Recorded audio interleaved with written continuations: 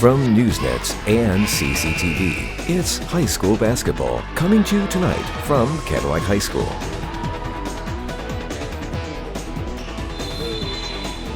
It's just seconds away from the start of the fourth quarter here. The Vikings with a dominant third quarter as they outscored Benzie Central 19-2 in that quarter, and now have built a 27-point lead here to start the fourth. Benzie with the ball. The Vikings have their starters back in for the third quarter. Once again, they're just trying to stay fresh. They want to make sure the kids get, everybody gets plenty of playing time tonight to get into a rhythm. One thing I'd like to do, Dan, just real quickly, is I'd like to express my appreciation for my coaches. Dave Simons on the varsity bench with me, Kip Damgard, who coaches the JV team, but does a lot of work for us at the varsity level and also throughout the program, working with the younger ages. Mike Bryan's at the freshman level, and then we hired new 8th and 7th grade coaches this year too. Jeremy DeVos at the 8th grade, he's working with Katie Parcell. And then Sherry Sheese is our 7th grade coach, and she has Angie Pullen helping with her. And just the program's doing a nice job. We have about 100 kids in our program from 12th grade down to 4th grade right now. So appreciate all the hard work this season by our coaching staff. David Johns. Big man stepping out. He hit a big three a couple weeks ago. And how about the pass on that from Evan Bohr, who's pretty much solid from three and had a great look, finding a senior David Johns for a nice basket opportunity. Very unselfish play again, as we see from the Vikings all year long. Three-point shot is just off the rim right there. Zickert.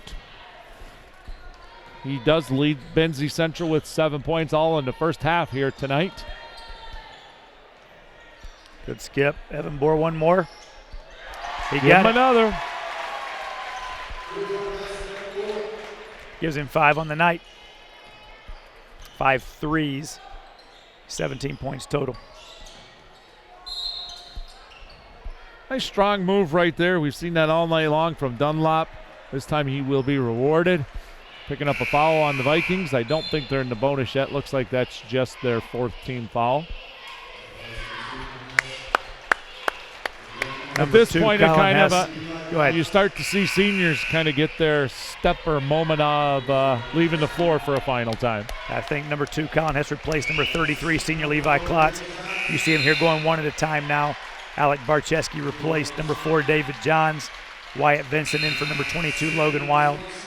And number 20, Noah Cochran is in for 34, Tip Baker. Let's do it again. Yeah, we got one more here. Absolutely. Number 14, Brady McLaurin's going to come in from number 5, Evan Bohr.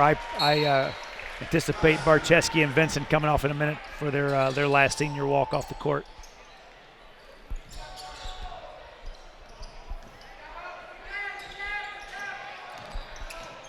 I'm sure I've mentioned before on air, Dan, just how much I appreciate the mentality and just the way the boys program operates.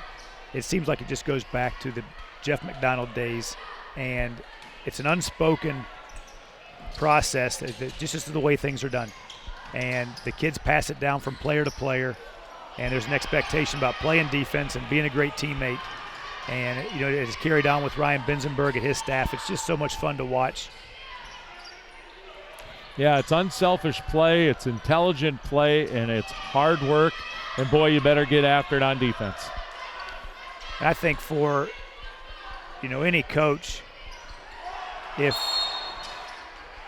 you got a foul on the shot or on the rebound right there by Barcheski. I was just going to say, for any coach, if there comes a time where you hear teams say they just play great Cadillac basketball because they're tough and they work hard and they play as a team and they win ball games, it's just a great compliment. And I think that's one thing. You look at this boys program year in and year out, even when they're overmatched at times, you look at the other roster like, oh my gosh, how are they going to defend tonight? And they find a way to do that. And they compete every single night. Doesn't matter who they have on their roster. They just show up and play. We saw that when Mount Pleasant was here last week. State-ranked and undefeated Mount Pleasant. Matchup-wise, you look at that and you think that could be a tough one for the Vikings. And they did a fantastic job competing and defending all night long. And had a chance to win that, and just in the last few minutes, things fell apart. Yeah, they gave Mount Pleasant everything that they could handle, probably more than they bargained for. Mount Pleasant went on to lose their next one, so they've lost the unbeaten status. Nice move. Nice strong move right there. Zickert with that jump stop, little head fake, and he's going to get to the line to shoot 2.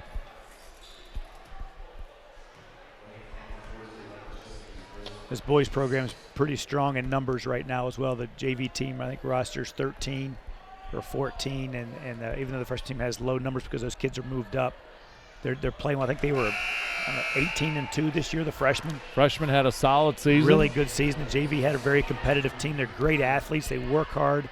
Most of those kids are 2-sport athletes, 3-sport athletes. Just in great physical conditioning. And the 7th grade team, the one that Jason Main coaches, is really solid. Zickert makes this first, and just a little bit off on his second. 8th grade team has some really good athletes, kids that are playing hard. Wyatt Vinson pulls up. Ball will stay with the Vikings as we are about 5 minutes to go. Once again, folks, this is our final regular season broadcast for the 2019-2020 sports year here from Cadillac Schools. Benjelink with the ball.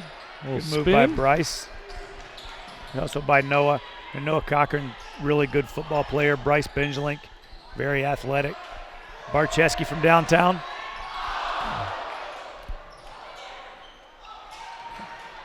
Get one out. Well, the Vikings are getting their shots. They are. And they might get a couple more in the same possession. And the student section is all for it, too. That's just hard work, and that's what you expect from your kids coming in, is just compete and work hard. The shot doesn't go in. It's not going to go in every time. You play for a miss, and you keep working hard, and they're doing that. Looking for Colin in the corner.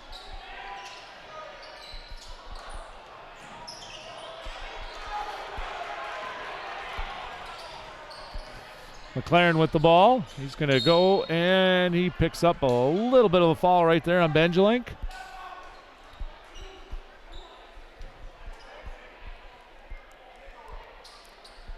And they're going to call that a shooting fouls. Actually, it's 1-1. His first trip to the line tonight. I have not checked the bracket for the boys district. Have you looked at that yet, Dan, to see?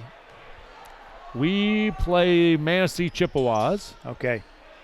To start that out, and that is next week, Monday. I have the bracket. I have the site opened on my iPad. I just have not. You've been a little busy. I have not placed it to memory yet. We have our own, on the girls team, we have our own things in front of us right now. Yes, a game tomorrow night and possibly a game Friday night. And if you win both of those, then you're playing next week in regional action. And is that up in Gaylord again this year? The first one would be at Chip Hills. Okay. And then the winner of that one will move on to Gaylord. And then after that, the winner would move to Houghton Lake.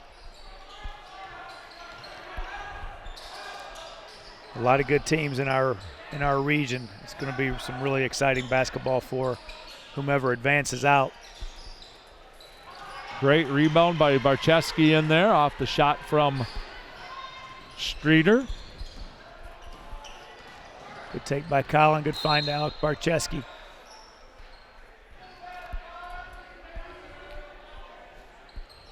Yeah, it's a nice drive and dish right there. Foul before the shot, just a third-team foul here. Benjelink gets set to inbound it. This win tonight will move the Vikings on to 17-2, I believe. And our girls are currently 20-1. And I think with that, with the hard work, really, Bryce Benjelink, number 50. Kisses it off the glass for 3. Big night for the 3-ball. That is 9 threes in the night for the Vikings. But the fans have been showing up, Dan, and I just applaud the Cadillac community for coming out to watch the boys and girls play this year. I hope we've been a good ticket. I hope you've enjoyed watching. but we have really appreciated the support by our fans. Benjelink's feeling it.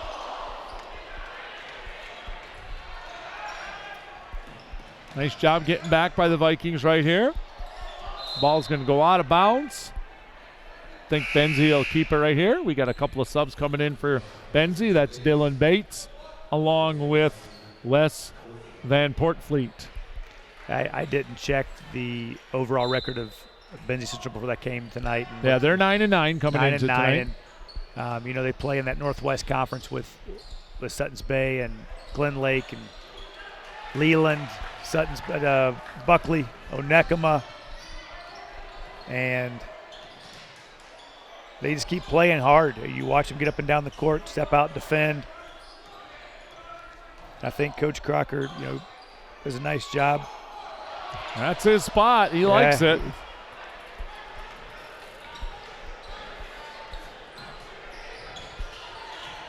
.233 to go. The Vikings with a big lead here over Benzie Central.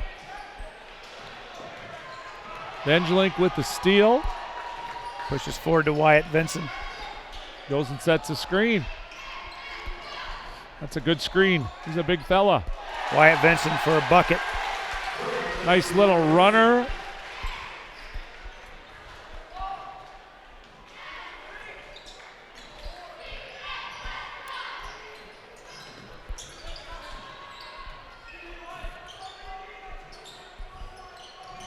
Not a good defensive switches right there by the Vikings, and then we see a big three. First one of the night for Benzie. Yep, Bennett Niswanger. Give him 5 for the night.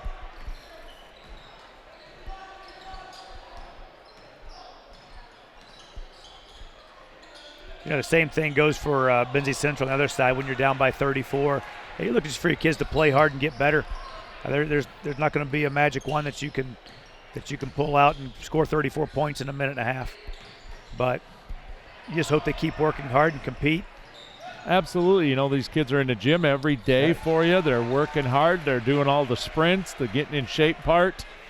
And it's a big that's commitment. one of the things. Yeah, number 20, Niswanger again for a nice little drive to the basket. But, it's really, if you go back and trace, it's probably about 6 months of basketball that these guys commit to when they do a month in June, some time in July. They get in the gym in the fall, start getting shots up, and then you get into your season.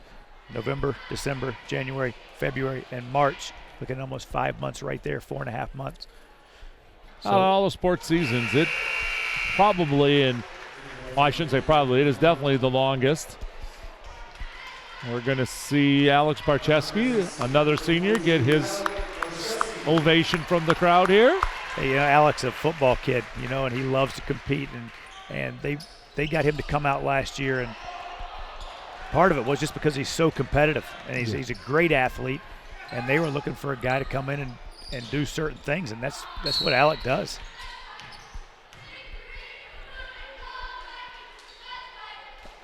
I think we had a little kid out on the floor right there, way behind the scenes.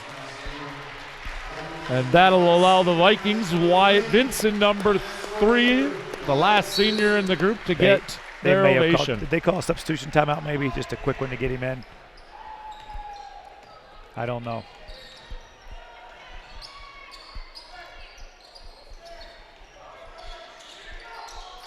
Nice pass. Good finish. Colin Hess. Nice look by Bryce Benjelink.